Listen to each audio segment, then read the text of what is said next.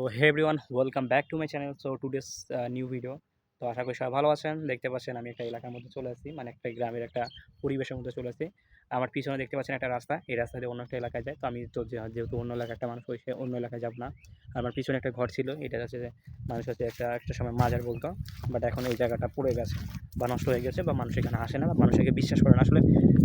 যেটা এর আগে একটা ভিডিওতে আমি বলছি যে আসলে বিশ্বাস করতে হলে আপনাকে উপলব্ধি করতে হবে, আপনি যে ধর্মেরই হোক না কেন আপনাকেও সেই ধর্ম অনুযায়ী আপনাকে কাজ করতে হবে। আপনার মৃত্যু অবশ্যই অবধারিত, বা আপনার জন্ম যেহেতু হয়েছে আপনাকে মৃত্যুবরণ করতে হবে বা মৃত্যুর স্বাদ গ্রহণ করতে হবে। মৃত্যুর স্বাদ কীরকম হয়? মৃত্যুর স্বাদ অবশ্যই ভয়ঙ্কর, এবং অনেকের কাছে ভালো হইতে পারে এবং অনেকের কাছে খারাপ হইতে পারে। যেহেতু আমাদের জীবনে চলার পথে আমরা অবশ্যই চেষ্টা করব নিজেদেরকে ভালো রাখার, বা মানুষকে ভালো মানে ভালোবাসার, বা মানুষকে ভালো কিছু দেওয়ার। এগুলোর মধ্যেই আপনার হচ্ছিল কৃতকর্ম। তো আপনার কৃতকর্ম যদি ভালো হয় তো অবশ্যই আপনার খোলাল্লাহ বা আল্লাহ বলেন বা আপনার সৃষ্টিকর্তা বলেন অবশ্যই আপনাকে ভালো কিছু দেবে।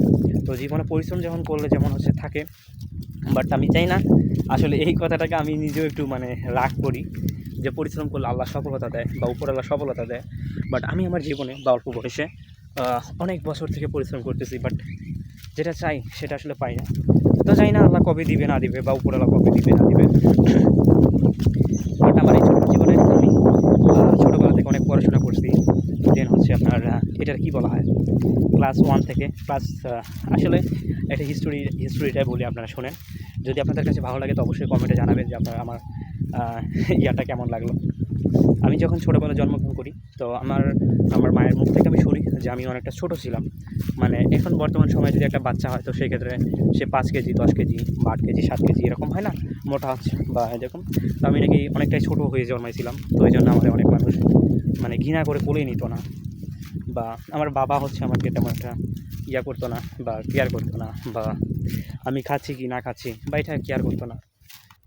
মূলত কী বলবো, মোটামুটি আমার সবার জীবনে ভাই স্যাড স্টোরি থাকে, কারো জীবনে কখনো ভালো থাকে না। বা তারপরও আমি আমার আমার লাইফ স্টোরি বা আমার হচ্ছে যে কথাগুলো আছে সেগুলো বলার ট্রাই করতেছি। তো জন্মগ্রহণের পর আমি তেমন মানুষ আমার কোলে নেয় নাই। তারপর যখন একটু হালকা বড় হলাম, তারপর হালকা বড় হওয়ার পর যখন স্কুলে যাব, তো আসলে স্কুল যাওয়ার সময় মনে করেন হচ্ছে আমি তেমন একটা বড় ছিলাম না, ছোটো ছিলাম। মোট কথা হচ্ছে এভাবে আর কি শুরু হয়। তারপর থেকে স্কুল যখন শুরু করলাম, তারপর মোটামুটি এভাবে আর কি চলতে গেছে। এসএসসি দিলাম, তারপর অনেক আপনাদের মোটামুটি এভাবেই আর কি স্টাডি সব কিছু কমপ্লিট। এখন এই ভিডিও করতেছি, মোটামুটি এটাই আর কি। তো দেখতে পাচ্ছেন আশেপাশে জায়গাগুলো অনেকটাই সুন্দর রয়েছে এবং গ্রামীণ একটা পরিবেশ।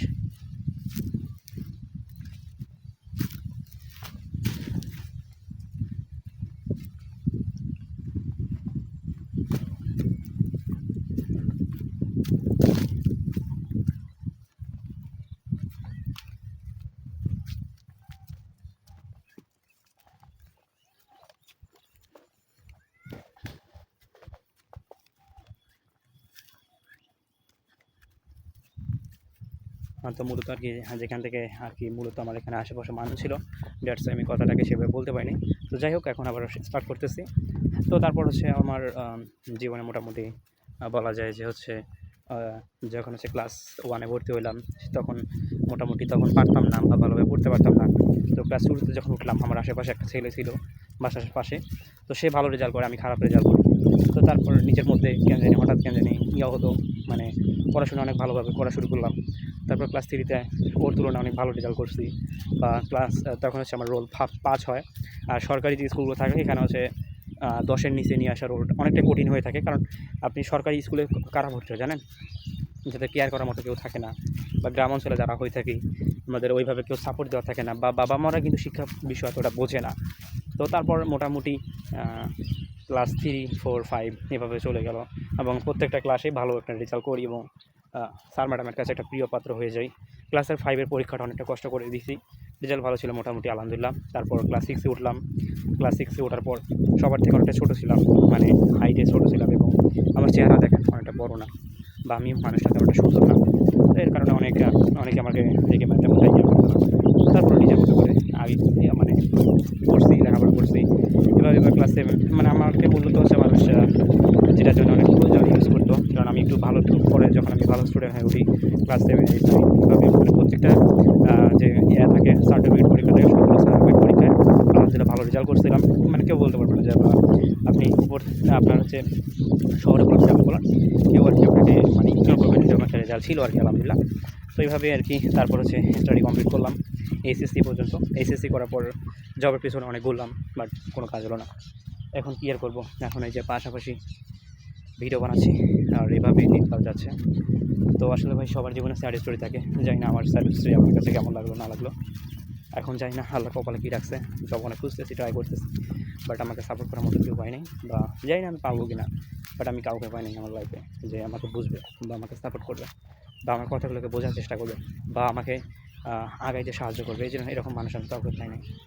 আমি যদিও অনলাইনে মোটামুটি 2-1 বছর থেকে আছি। তো আসলে কথা বলতে গেলে অনেক বলবো, এখানে অনেক স্কামের শিকার হয়েছি বা অনেক ধরা খেয়েছি, তারপরেও এখন কী করবো, চেষ্টা চালিয়ে যাচ্ছি।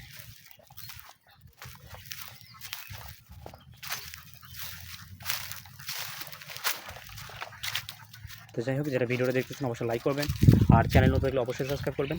এতটুকু ছিল আজকে ভিডিও। আসসালামু আলাইকুম।